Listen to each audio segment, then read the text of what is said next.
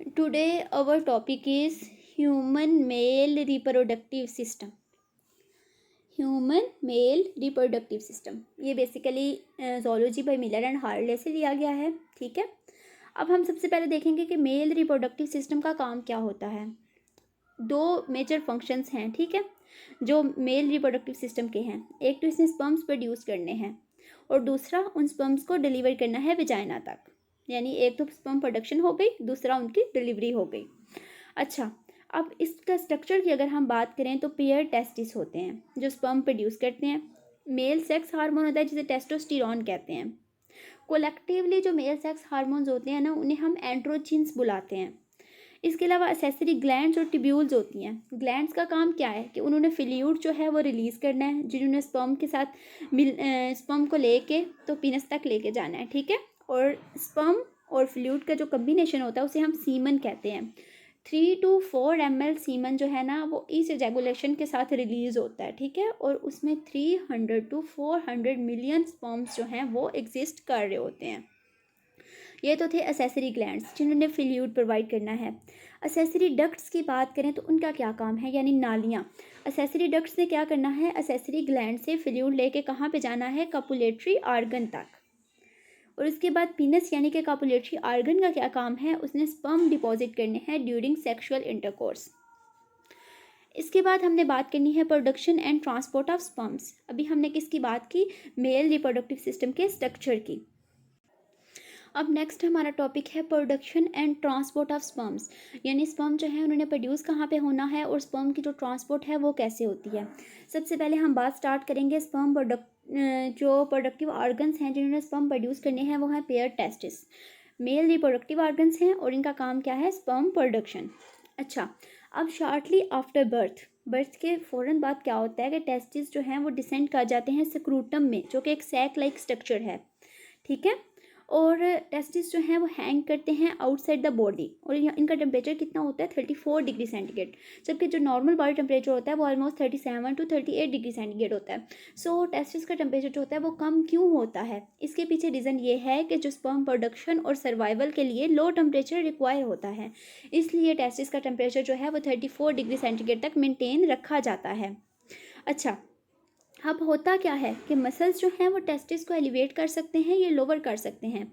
ये किस चीज़ पे डिपेंड करेगा, ये डिपेंड करेगा कि आउटसाइड एयर टेम्परेचर कैसा है, उसकी बेस पे टेस्टिस लोअर या एलिवेट हो जाएंगे.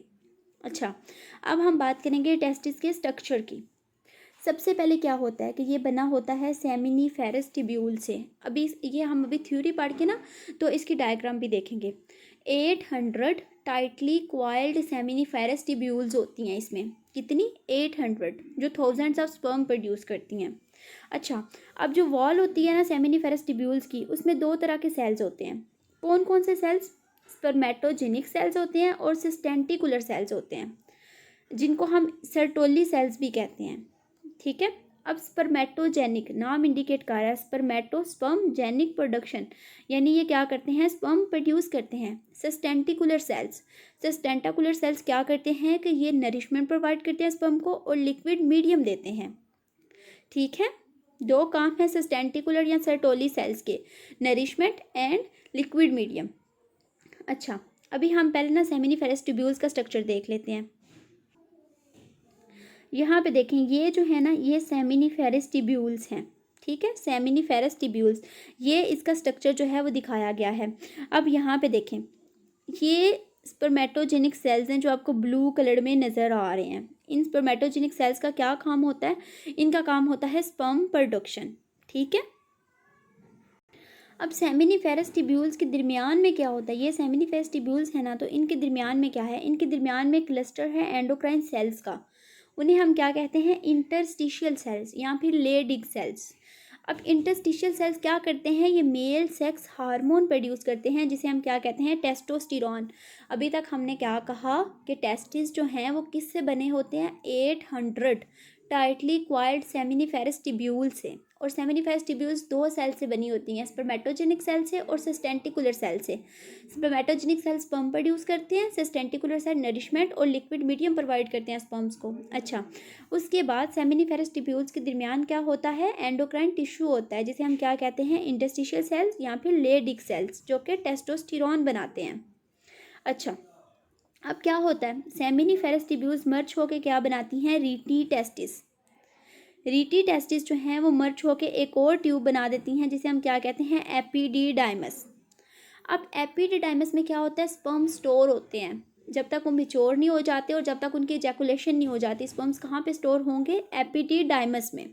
इसके अलावा जो एपिडिडाइमस के स्मूथ मसल्स होते हैं ना, वो स्पर्म की हेल्प करते हैं कि वो पीनस तक जा सके with the help of peristaltic contractions. इसके अलावा जो थर्ड काम एपिडिडाइमस करता है वो ये करता है कि डक्ट सिस्टम प्रोवाइड करता है, जिसके थ्रू जो स्पर्म है वो टेस्टिस से कहाँ पे जा सके, डक्टस डिफरेंस में। ये ज़रा पॉइंट्स याद रखने हैं। सबसे पहले हमारे पास क्या है, सेमिनिफेरस ट्यूब्यूल्स हैं, उनके बाद क्या है हमारे पास, रीटी टेस्टिस जो मर्ज होके बना रही हैं। हम बात करेंगे डक्टस डेफरेंस की। डक्टस डेफरेंस क्या होता है कि ये डायलेटेड कंटिन्यूएशन होती है एपिडिडाइमस की। अभी हम पहले इसका स्ट्रक्चर देखते हैं, फिर हम इसको डिटेल में आके पढ़ेंगे। यहाँ पे देखें ये एपिडिडाइमस है, ठीक है, और ये देखें यहाँ पे डायलेटेड कंटिन्यूएशन है इसकी, जिसे हम क्या कहते हैं, डक्टस डेफरेंस। पहले हमने क्या कहा, सेमिनिफेरस ट्यूब्यूल्स हैं जो मर्ज होकर रीटी टेस्टिस बनाती हैं। रीटी टेस्टिस क्या बनाती हैं, एपिडिडाइमस। एपिडिडाइमस जो है उसकी कंटिन्यूएशन कौन है, डक्टस डेफरेंस। अच्छा, डक्टस डिफरेंस जो है वो पास कहाँ से होती है, lower part of abdominal wall से, यानी अब्डोमिनल वॉल के ना लोअर पार्ट से गुजरती है, जो इंजाइनल कैनाल के थ्रू, ठीक है। और यहाँ पे एक टर्म हम यूज़ करते हैं, इंजाइनल हर्निया। इंजाइनल हर्निया क्या होता है कि वो पॉइंट जहाँ से जो डक्टस डिफरेंस जो है वो अब्डोमेन से गुजरती है, ठीक है। ये फॉर एग्जांपल अब्डोमेन है ना, तो यहाँ से डक्टस डिफरेंस गुजरती है।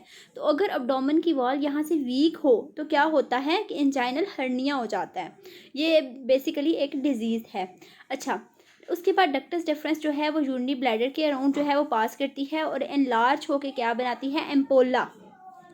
अब एम्पोला जो है वो स्पर्म स्टोर करता है अनटिल दे आर इजैकुलेटेड।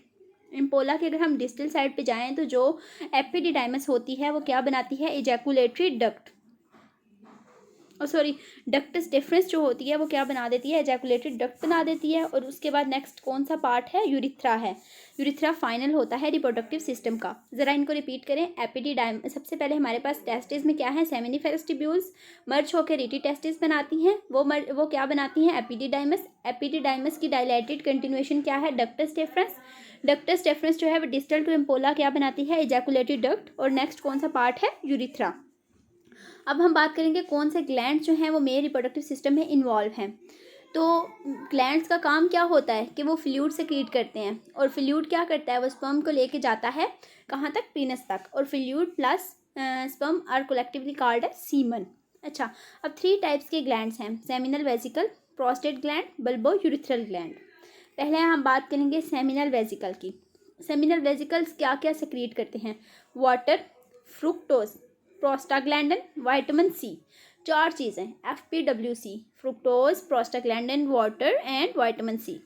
अच्छा, अब ये क्या है कि एनर्जी सोर्स है मोटाइल स्पर्म के लिए, यानी स्पर्म ने जब मूव करना होता है ना तो उसके लिए एनर्जी प्रोवाइड करते हैं। इसके अलावा इसका और क्या काम होता है कि न्यूट्रलाइज करता है विजाइनल एसिडिटी को। विजाइना की जो है बेसिकली pH जो एसिडिक होती है 3 to 4 होती है, जिसको ये न्यूट्रलाइज करता है। अच्छा, ये 2 काम है सेमिनल वेसिकल के। प्रोस्टेट ग्लैंड रिलीज करता है जी water, enzymes, cholesterol, buffering salt and phospholipids. ये 5 चीज़ें जो हैं वो प्रोस्टेट ग्लैंड ने रिलीज करनी है। नेक्स्ट वन है bulbo urethral gland. Bulbourethral gland का क्या काम होता है, ये क्लियर अल्कलाइन फ्लूइड प्रोड्यूस करता है, जिसने क्या करना होता है, लुब्रिकेट करना होता है यूरिथ्रा को और पीनस को। इसके साथ साथ इसने सीमन इजैकुलेशन को फैसिलिटेट करना है, यानी इसने क्या करना है, पीनस और यूरिथ्रा को लुब्रिकेट करना है और सीमन इजैकुलेशन को फैसिलिटेट करना है। अब 3 से 4 ml होता है सीमन, जिसमें 300 to 400 मिलियन स्पर्म्स जो हैं वो प्रेजेंट होते हैं। अब नेक्स्ट जो हमारा टॉपिक है वो हम पढ़ेंगे पेनिस का स्ट्रक्चर और उसका फंक्शन। अच्छा, फर्स्ट फंक्शन क्या होता है कि इसने यूरिन कैरी करना है और दूसरा सीमन ट्रांसपोर्ट करने हैं, ठीक है। और ये दोनों काम किसके थ्रू होते हैं? Via urethra. स्ट्रक्चर की बात करें तो ये बना होता है 3 सिलेंड्रिकल स्ट्रैंड्स ऑफ टिश्यू से। 2 स्ट्रैंड्स होते हैं कार्पोरा कैवर्नोसा के, एक स्ट्रैंड होता है कार्पस स्पोंजियोसम का। अच्छा, अब कार्पोरा कैवर्नोसा क्या करता है कि ये लूजली फिटेड स्किन होती है, ठीक है।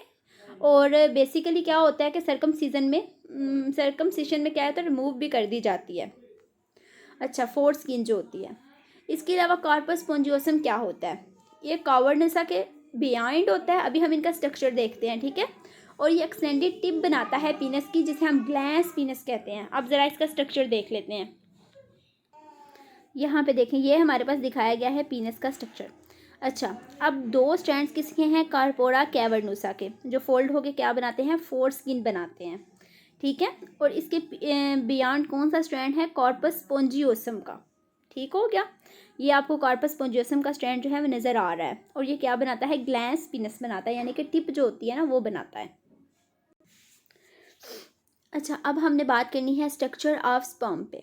स्पर्म के ना 3 कह लें कि बॉडी स्ट्रक्चर्स होते हैं, 3 पार्ट्स हैं। हेड है, मिड पीस है, टेल है। हेड में क्या होता है? न्यूक्लियस होता है, जो कि हैप्लॉइड न्यूक्लियस होता है, ठीक है। और इसकी जो कैप होती है ना, उसे हम कैप एक्रोसोम कहते हैं। क्यों? क्योंकि उसमें एक एंजाइम होता है जिसे एक्रोसिन कहते हैं। उस एंजाइम का क्या काम होता है कि उसने एग कोट के अंदर ना पेनिट्रेट करना होता है। सो हेड में 2 चीज़ें हैं, एक तो न्यूक्लियस है, दूसरा जो हेड में एक्रोसिन एंजाइम होता है। मिड पीस में क्या होता है? माइटोकॉन्ड्रिया होता है, जिसने एनर्जी प्रोवाइड करनी होती है मोटिलिटी के लिए। थर्ड है टेल में क्या होता है कि माइक्रोट्यूब्यूल से बनी होती है टेल, और वो विप लाइक मूवमेंट जो है वो प्रोड्यूस करती है। अब ज़रा स्पर्म का स्ट्रक्चर देख लेते हैं। यहाँ पे देखें, फर्स्ट पार्ट हेड है, सेकंड मिड पीस है, और थर्ड जो है ये हमारे पास टेल है, ठीक। अब सबसे पहले हेड में क्या होता है? हैप्लॉइड न्यूक्लियस है, ठीक है। और सेकंड क्या है इसमें? इसकी टिप जो होती है उसे हम एक्रोसोम कहते हैं, क्योंकि इसमें एक्रोसिन एंजाइम प्रेजेंट होता है। मिड पीस में क्या है? माइटोकॉन्ड्रिया है, और ये हमारे पास टेल है जो माइक्रोट्यूब्यूल से बनी होती है।